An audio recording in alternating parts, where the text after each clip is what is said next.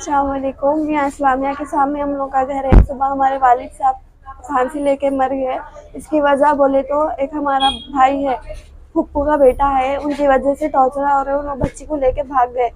तो 4-5 महीने हो रहा जाके, हम लोग को उसके बारे में कुछ भी नहीं मालूम।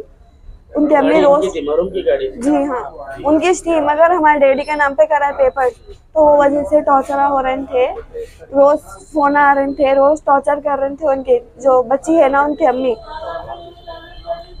टॉर्चर कर रहे थे। परसों लेके भी गए डैडी को रैन बाजार पीएस में, लेके जाके छोड़ दिए डैडी को गाड़ी की वजह से। फिर आते बोल के बोले थे हमारे छोटे चाचा है, उनको भी लेके जाते बोले, मगर डैडी बहुत टॉर्चर और बोल के डैडी से फांसी ले लिए। इससे पहले भी ले रहे थे, मगर हम लोग निकाल दिए।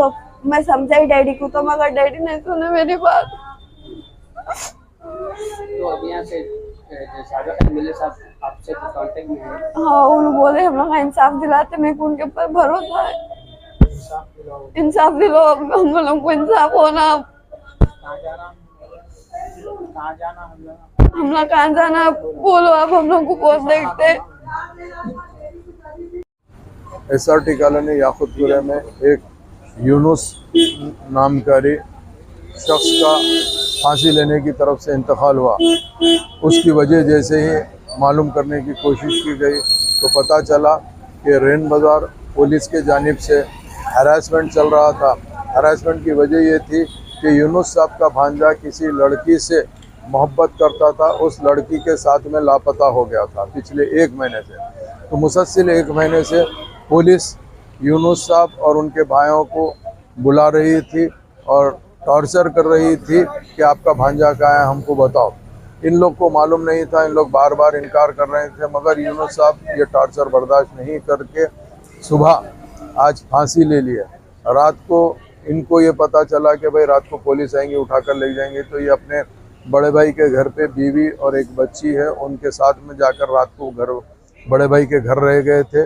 सुबह उठकर याकुतपुरा रेलवे स्टेशन के पास में नाश्ता किया अपने दोस्तों के साथ में। उसके बाद में घर आए। घर आके फांसी लगाने से पहले अपने बड़े भाई को फ़ोन किया कि मेरी तबीयत ख़राब हो रही है, मैं घर पर यहाँ पे हूँ बोले। तो बड़े भाई आए तक आके जैसे ही देखे तो इन्होंने फांसी ले लिया था। फौरी इत्तला पुलिस को दी और मुझे मालूम होते मैं इमीडिएट रश करके आया।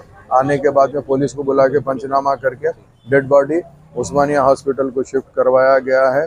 इंशाअल्लाह ताला मैं तमाम लोगों से कहना चाहता हूँ, नक़ीब मिल्लत और हबीब मिल्लत की ख़ास निगरानी के अंदर हम ये केस को पुलिस के बड़े ऑफिसर्स में लेकर आएंगे और इन लोगों को बताएंगे। और जो भी खाती पुलिस वाला है जो इनको हरास कर रहा था, उसको न सिर्फ नौकरी से बर्खास्त कराएंगे, बल्कि आने वाले टाइम पे कोई ऐसा हरासमेंट पूरे इंटायर तेलंगाना के अंदर नहीं होना, इसकी नुमाइंदगी भी हम हायर पुलिस ऑफिसर्स को करेंगे। मैं आवाम को ये इत्तला देना चाहता हूँ, अगर फ़र्ज़ करिए आप लोग को पुलिस का अगर कोई भी हरासमेंट रहता है तो आप ज़रूर ज़रूर हमसे रब्ता करिए। हम ज़रा बराबर उनके ऑफिसरों से नुमाइंदगी करके उस चीज़ को किस तरीके से सॉल्व करना है करेंगे। जो मेन एक्यूज़ होता है उसको पकड़ना पुलिस की जिम्मेदारी है। पुलिस की नाअहली ये है कि एक्यूज़ को छोड़ देते, रिश्तेदारों को हरास करते, ये टोटली गलत है। इंशाल्लाह इसके ऊपर बराबर एक्शन लिया जाएगा। बहुत बहुत शुक्रिया।